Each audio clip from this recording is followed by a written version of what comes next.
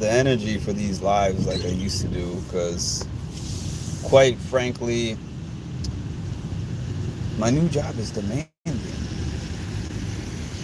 There's parts that I like about it for sure, but it's definitely demanding, especially going from what I was doing. So, a few thoughts about that. My old job, I was working for a major insurance company. I wasn't doing insurance sales, but what it was I was working as a peer counselor for a major insurance company. And it's a new thing that insurance companies have started to do within the last, I don't know, maybe 5 years, maybe longer for some of them. But for mine, it was relatively new, where these insurance companies, they deal with certain populations that have a high utilization, which means that they go to the hospital a lot, and a lot of these people have Medicaid. Well, Medicaid is the actual population for them, and that means that the insurance company is on the hook for these extremely high hospital bills. Now, having worked with them, I worked with them for like 4 years almost. I actually got to see the insurance side of it, and the amount of money that it costs for somebody to stay in a hospital bed for the night, the ambulance ride to the hospital, if they have to go in there for like a detox, the cost of getting detoxed, it's a lot of money. It's a lot of money. So the insurance companies are like, we want to save money by having people on staff.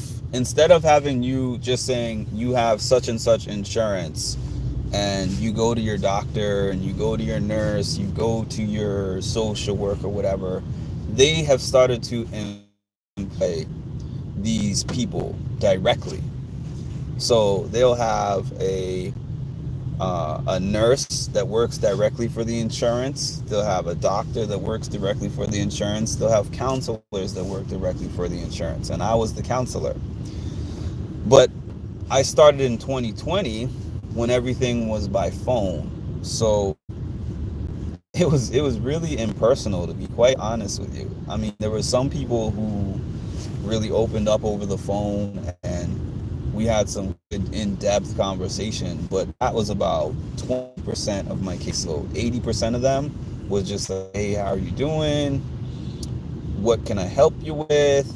Can I connect you with a doctor? Can I connect you with a dentist? Can I connect you with a psychotherapist? Can I connect you with whatever service that they needed? And that was much the extent of what I was doing with that job. So it was really, honestly, for me, it was kind of going through the motions. I was going through the motions for the most part, because it's not different when you're just calling people, hey, what do you need? A, B, C, D, E, check the boxes, and then you go about your way and they go about their way.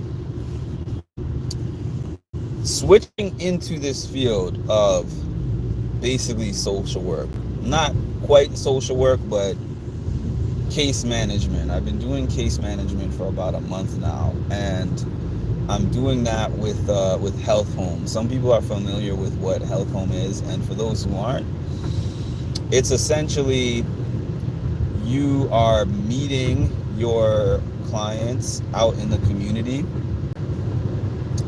and you are seeing whatever kind of medical needs that they have, whether it be behavioral health needs or whether it be physical health needs, and you are helping to coordinate their care. And what that means, some people know what that means, but for those who don't know what it means, it basically is just like you're assisting them with scheduling those appointments to see whoever they're supposed to see. If they're taking medications, you come and you check up on that. You make sure that they are taking their medications as they're supposed to. If they get hospitalized, you go to the hospital, you see how they're doing, you see what their treatment is, their treatment plan. the plan of action for discharge, and then you communicate with their hospital social worker. You sometimes talk to their treatment team, their healthcare proxy, spouse, child, whoever is responsible for assisting them with their care. It's basically you are a liaison to help them receive all of their entitled benefits that they are supposed to get from their insurance. Um, so here's the difficulty. There's a couple of things that are difficult.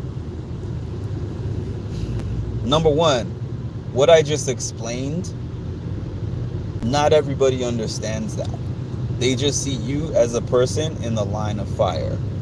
I need rides to get to such and such and such place.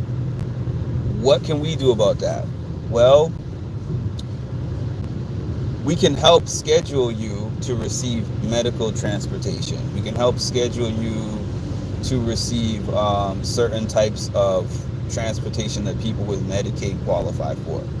What we don't do is take you there ourselves, right? So if somebody is in the hospital and I go visit them and they are awaiting to receive some kind of care from a nurse, or they're waiting to be seen by the doctor, when I walk in there, it's like, great, you're here. Now you can make sure that happens. No. It would be just the same as me walking into the hospital and going to see a family member, which I have done many times. I did it with my dad many times. My presence being in there does not mean that you're going to get seen any faster or get any better care. I can be an advocate. I can be an advocate for you, which I try to be to the best of my ability, but there's only so much you can do. But I say all that to say that being in this field puts you in a certain...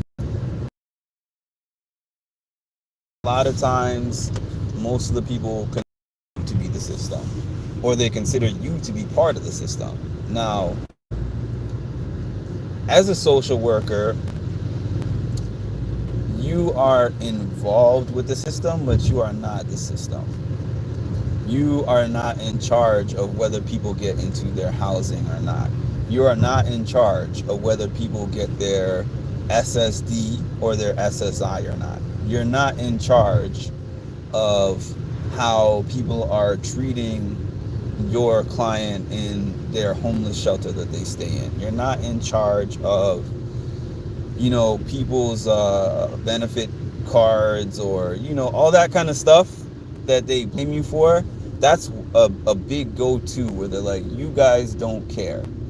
Or they'll say, you don't understand because you've never been in this position. Well, I'm not going to say that I'm the most disadvantaged person ever in life. I'm not going to say that. My life has been, pretty good. I've had my ups and downs. I have been on disability before, though. I definitely was receiving SSD before. So, and I had Medicaid and I had food stamps. So I have lived parts of that life before, but I know that I haven't had the worst life in the world. But the thing is, it teaches me that I always have to let go of ego at the door and just kind of understand that the things that are being said to you within this field are coming from people who are hurt and disadvantaged, and you're the person who's there. Even though you're not the person who put them in that position, they could be in that position for any reason. They could be there because somebody who was taking care of them passed away. They could be there because they lost their job. They could be there because they got addicted to drugs. They could be there for any number of reasons, but none of those reasons have anything to do with me. I had somebody tell me, I met this person 2 weeks ago. I met them one time, and day 3, I met that person once and I called them once, and during that call, he said I ruined his life, And I was like, that's an interesting thing to say. This person was in their 70s, and I've known them for one day. I knew them for 3 days and met them one time. And they said, you ruined my life. I'm glad that I've been in this field. Even though I haven't been doing case management specifically, I'm glad I've been in this field for long enough to know, like, that's just ridiculous, quite honestly. Because how do I ruin somebody's life by asking them what their needs are and being like, let me help you achieve what you're trying to achieve?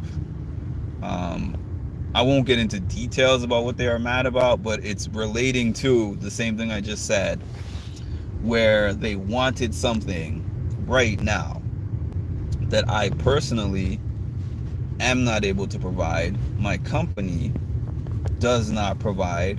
I can just assist with making the calls, putting in the applications, and whatever the system is going to do is whatever the system is going to do. But anyways,